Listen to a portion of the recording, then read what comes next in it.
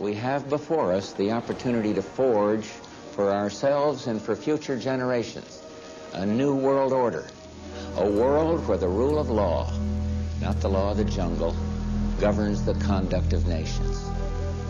When we are successful, and we will be, we have a real chance at this new world order. And after 1989, President Bush said, and it's a phrase that I often use myself, that we needed a new world order.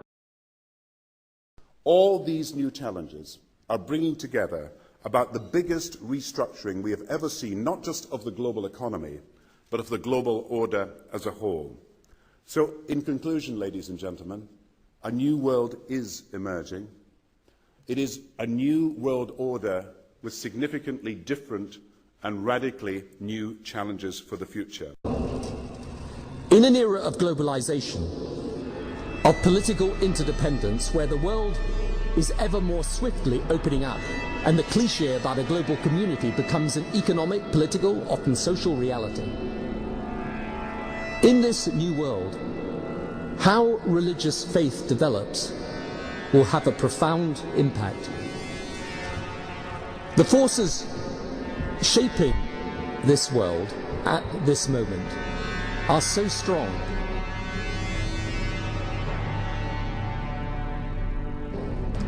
And they all tend in one direction. They are opening the world up. I sometimes say to people that in modern politics, the dividing line is often less between traditional left versus right, but more about open versus closed. Mass migration is changing communities, even countries. People communicate ideas and images instantly around the world, creating immediate political and ideological movements in a ferment of quickly devoured information. Economically, the world system is ever more dependent on confidence, robust when things are good, extraordinarily brittle when confidence dips.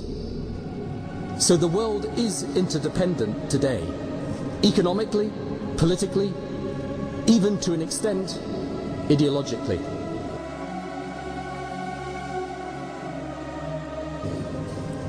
The divide then is between those who see this as positive, the opening up, offering opportunity, and those who see it as threatening and therefore wish to close down.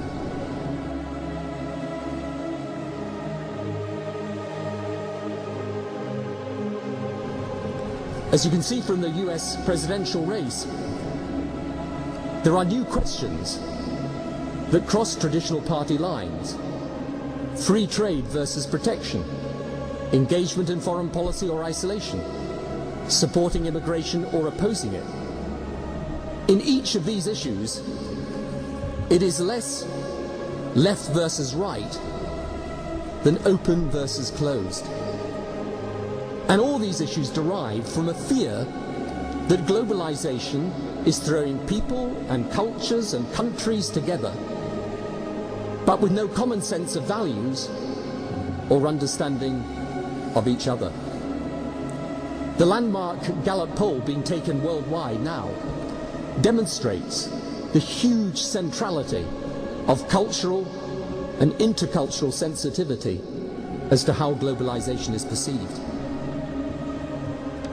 It is in this context that the role of faith is especially important, not least because most religions were global even before political and economic systems were.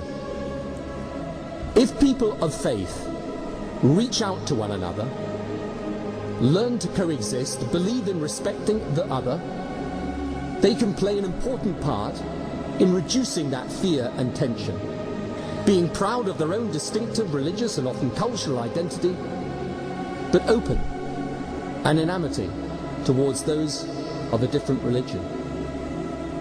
Alternatively, religious faith could be used to bolster, to promote, to intensify the very clash of civilizations we seek to avoid.